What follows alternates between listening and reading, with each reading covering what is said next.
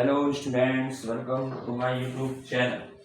बच्चे, आज हम एक्सरसाइज 11.2 क्वेश्चन नंबर 5 इससे शुरू करेंगे। क्वेश्चन है, farmer has enough food to feed 20 animals in his cattle. कोई एनिमल है, उसके पास जानवर हैं, उन जानवरों को उसके पास जो है 20 जानवरों के लिए खाने के लिए वहां पर जो है फूड है। ठीक है, 20 जानवरों के लिए। ये कहता है फॉर 6 डेज, और वो खाना जो है वो 20 जानवरों को देना उसने, और कितने दिन के लिए है वो 6 डेज के लिए। अब वो कहता है how long would be the food last if there were 10 more animals in his cattle. अगर 10 एनिमल और बढ़ जाएं, 10 जानवर यदि और बढ़ जाते हैं, तो बताइए वो खाना जो 6 दिन चल रहा था 20 एनिमलों के लिए, वो अब कितने दिन चलेगा। ठीक है, हमें डेज निकालना है कि हाउ लॉन्ग का मतलब हाउ मेनी डेज। लॉन्ग जहां भी आता है बस डेज के लिए है ये। ठीक, तो हम कैसे करेंगे इसको, पहले हम इसको लेट कर लेंगे। सॉल्यूशन नंबर 5 है। ठीक, तो हम इसमें सबसे पहले हम लिखेंगे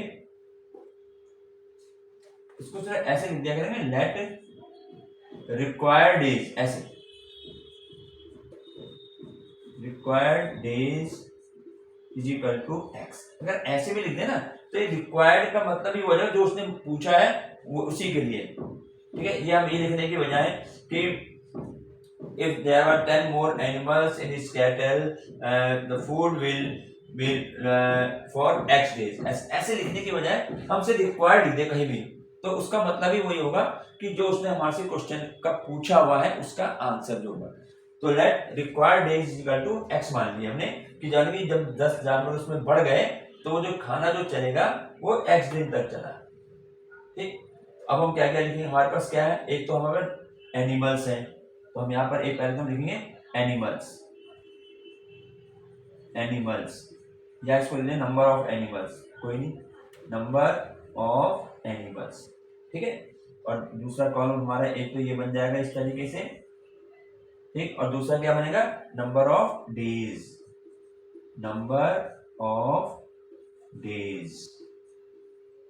नंबर ऑफ एनिमल को हम किससे डिनोट करेंगे, एक्स से, जो ऊपर लिखा हुआ है वो एक्स, और नंबर ऑफ डेज को हम किससे डिनोट करेंगे, वाई से।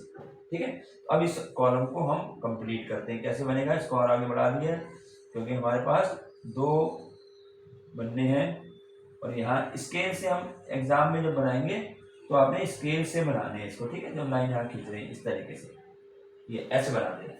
तो क्या क्या आ गया, नंबर ऑफ एनिमल्स और नंबर ऑफ डेज। अब पहले नंबर ऑफ एनिमल्स कितने हैं, 20 एनिमल्स हैं, और वो कितने डेज के लिए है फूड, 6 डेज के लिए। अब वो कहता है if there were 10 more animals. बच्चे, इसलिए मैंने कहा है, इससे पहले क्वेश्चन किया था उसमें भी ऐसे आया था, ये बहुत इंपॉर्टेंट है क्योंकि कई बच्चे क्या है, अब यहाँ पर क्या करेंगे, 10 लिख देंगे, 10 नहीं लिख रहे हैं, 10 मोर, 10 और आ गए, है ना। तो टोटल कितने थे, पहले 20 थे, 10 उसमें और आ गए, तो कितने हो गए, 30। ये समझ आया 30 कैसे आया भाई, 20 तो पहले थे, ये 10 नहीं है, ये 10 उसमें और जोड़ गए और एनिमल आ गए, तो टोटल हमारा 30 हो गया। तो इन 30 के लिए हमें बताना है कितने डेज वो खाना चलेगा। ये समझ आ गया 30 डेज कैसे आ गया। ठीक है, ये जो ये 30 एनिमल्स कैसे आ गए। ठीक है, जब 10 बढ़ गए तो टोटल एनिमल्स हो गए 30। अब यहाँ पर हमने देखना है कि हमारा जो प्रोपोर्शन है वो कैसा है। तो तरीका क्या बताया है भाई, अगर 20 एनिमल तो 6 दिन के लिए खाना खत्म हो जाता है, और अगर मान लो एनिमल बढ़ जाए, 30 एनिमल हैं, और हाँ, अगर 30 एनिमल हमारे हो जाते हैं तो खाना हमें ज्यादा चाहिए होगा, कम चाहिए होगा।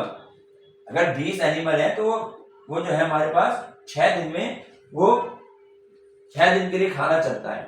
ठीक है, लेकिन अगर हमारे पास एनिमल 30 हो जाते हैं, 30 अगर एनिमल हो गए, how long would be the food last if there were 10 more animal in it. 30 अगर एनिमल हो गए तो खाना जो है वो हमारा तो कम दिन हो गए, जो 20 दिन के लिए 6 दिन में चल रहा था वो 30 एनिमल होने पर क्या हो जाएगा, वो डेज तो कम होगा ना।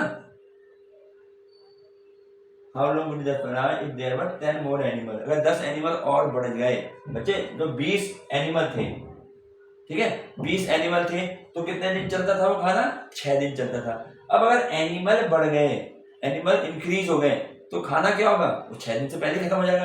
यहाँ डिक्रीज हो गया, यहाँ इंक्रीज, देखो कैसे देख रहा हूँ, इंक्रीज 20 से 30 हो गया, यानी इंक्रीज हो गया। क्या इंक्रीज हुए, एनिमल्स। और डेज जो है, नंबर ऑफ डेज, जो पहले खाना 6 दिन चलता था, अब हमारे में क्या आ रहा है कि वो खाना कम दिन चलेगा। तो यहाँ पर तो डेज बढ़ गए, एनिमल बढ़ गए, डेज कम हो गए, तो ये हमारा इनवर्स प्रोपोर्शन आ गया, इनवर्स प्रोपोर्शन। समझ में आई बात ये, कैसे हम देखेंगे इसको, ये मैं यहाँ लिख दे रहा हूँ हर क्वेश्चन में मैंने, ठीक है। तो देखने का तरीका समझ आ गया। अब इस इनवर्स प्रोपोर्शन में क्या फार्मूला क्या होता है, पहले वो लिख लो, x1 y1 is equal to x2 and y, ये होता है फार्मूला, ठीक। वैल्यू पुट कर दो। अब देखो x ऊपर है तो x1 x2 x3 x चलेगा, y नीचे है तो y1 y2 y3, है ना, हर बार ये अब तो बता दिए। तो x1 कितना है 20, y1 कितना है, y1 उसके नीचे आएगा क्योंकि y नीचे है 6 इज इक्वल टू x2 कितना है 30, और y2 कितना हमने x मान के चल रहे हैं कि वो जो है x डेज में खत्म हो जाता है खाना। तो यहाँ पर हम सॉल्व करेंगे। अब इसको देखें 20 इंटू 6 इज इक्वल टू में यहाँ पर x है, इस 30 को मैं जब इस साइड लाऊंगा इंटू में है, इंटू किस में हो जाता है, डिवाइड में हो जाता है, ठीक है। सिंपल सी क्वेश्चन हो गया। 6 1 जा 6, 6 5 जा 30, फिर 5 1 जा 5 और 5 4 जा 20, तो x इज इक्वल टू 4। तो यानी 4 हमने क्या माना, रिक्वायर्ड डेज, तो हम एक्सरसाइज में यही लिख देंगे, required days is equal to 4, यानी वो खाना जो है, जो 30 जानवर हो जाएंगे तो खाना जो है 4 दिन चलेगा। तो हम ये तो कह रहे थे अगर 20 दिन का 20 एनिमल के लिए 6 दिन है तो ज्यादा एनिमल होने पर कम दिन चलेगा, यानी हमें मालूम चल गया कि इससे आंसर कम आएगा 6 से, तो हमारा 4 आ गया, ठीक है। ये हमारा क्वेश्चन नंबर 5 हो गया। अब हम आते हैं क्वेश्चन नंबर 6 में। ये क्वेश्चन मैंने यहाँ लिख लिए, ये छोटे छोटे है ना बच्चे, बहुत इजी एक्सरसाइज है, इसलिए थोड़ा ध्यान से इसकी प्रैक्टिस करोगे तो इजीली हो जाएंगे ये क्वेश्चन। क्वेश्चन नंबर 6, बस तुम्हें प्रोपोर्शन देखना है कि कैसा होगा। 6 में एक कॉन्ट्रैक्टर, मैं क्वेश्चन लिख दूंगा, एक contractor estimates that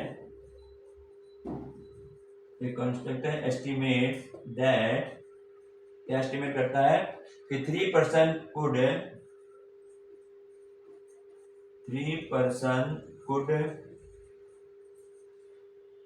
rewire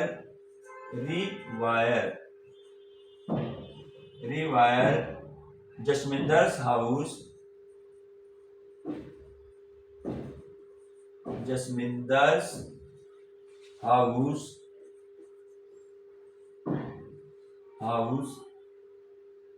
in 4 days,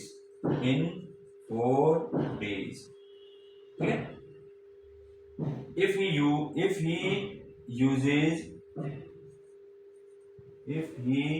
uses 4%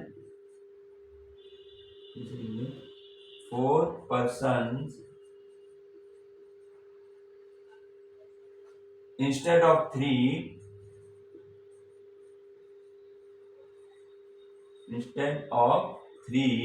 ऐसे लिखा हुआ है इसमें, ठीक है, of 3, instead of 3, how long should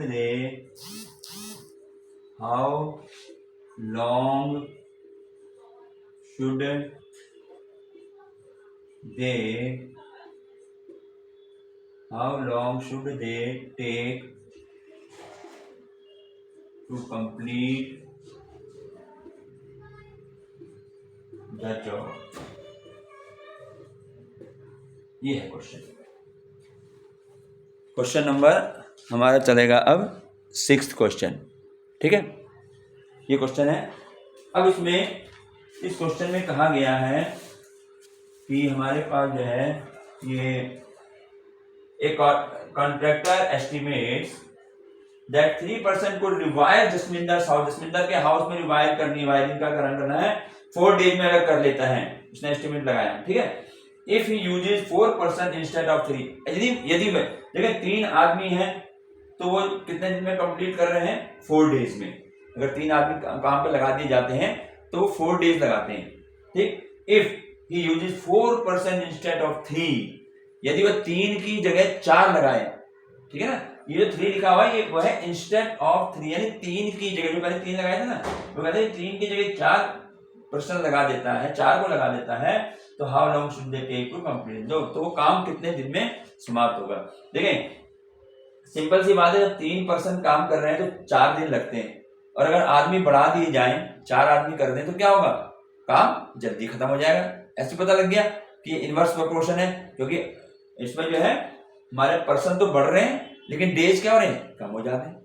तो ऐसे सिंपल से क्वेश्चन है, इसका देखिए solution.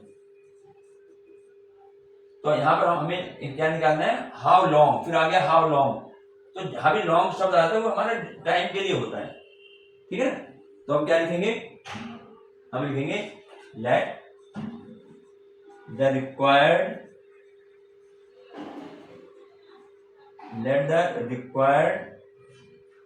Time is equal to x days. Required time हमने मान लिया x डेज में उसने करा, ठीक है। मैं हर जगह x ले रहा हूँ, y भी ले सकते हो, z ले सकते हो, a ले सकते हो, कुछ भी ले सकते हो इसमें जो। तो let the required time is equal to x days, मैंने फिर यहाँ लिख दिया रिक्वायर्ड डेज, पूरा उसको लिखने की बजाय कि when he used 4% instead of 3 the work should be done in x days, पूरा लिखने की बजाय हम सिर्फ ये लिख दें रिक्वायर्ड टाइम, तो रिक्वायर्ड में सब आ जाएगा जो उसने पूछा है कि यदि 4 आदमी काम में लग जाए तो कितना हो, इसलिए रिक्वायर्ड यूज करो। तो यहाँ पर हमारा let the required time is equal to x days हो गया। अब मेरे पास क्या क्या चीजें हैं, हमें ये देखना पड़ेगा, टेबल बनानी है, क्या क्या हमारे पास है। एक तो हमारे पास पर्सन है, नंबर ऑफ पर्सन, और एक हमें डेज दे रखा है, नंबर ऑफ डेज, ठीक है। तो ये मैं यहाँ लिखूंगा, तो पहले क्या लिखेंगे, नंबर ऑफ पर्सन, ठीक। एक में तो ये आ जाएगा सीधा, ये ऐसे आएगा, इसको हम क्या करेंगे, x से डिनोट करेंगे। और दूसरा क्या है, number of days, number of days, और इसको हम किससे डिनोट करेंगे, y से। ये चीज चल रही है हमेशा से, ऊपर x नीचे y। इसको आगे बढ़ा करके अब ये जो है टेबल हमने ऐसे पूरी बना दी, ठीक है, ये टेबल बन गई। अब देखिए क्या करना है, नंबर ऑफ पर्सन पहले कितने, नंबर ऑफ पर्सन 3 है, शुरू में तो 3 है, और कितने दिन में काम खत्म कर रहे हैं, 4 डेज में, नंबर ऑफ डेज लिखा हुआ। अब 4 पर्सन आ गए।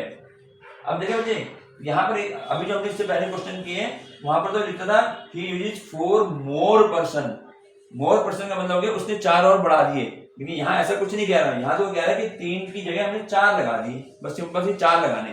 तो हमें बताना है उन 4 पर्सन जो है उस जॉब को कितने डेज में करेंगे, हमने x मान रखा है कि x डेज में कर लेते जो हमारा रिक्वायर्ड टाइम है, ठीक। तो यहाँ मैंने बताइए कैसे होगा, अगर हमारे पर्सन 3 है, अगर 3 लोग हैं तो 4 दिन लगा रहे हैं, और अगर आदमी बढ़ जाए तो टाइम कम हो जाएगा अपने आप। तो यहाँ एक तरफ तो आदमी बढ़ गए और दूसरी तरफ टाइम कम हो रहा है, तो एक तरफ बढ़ रहा है एक तरफ कम हो रहा है, तो कैसा प्रोपोर्शन हो गया ये, इनवर्स प्रोपोर्शन, ये हमारा इनवर्स प्रोपोर्शन हो जाता है, ठीक है, इस तरीके से। तो इनवर्स प्रोपोर्शन का यहाँ फार्मूला लिख देंगे, x1 into y1 is equal to x2 into y2।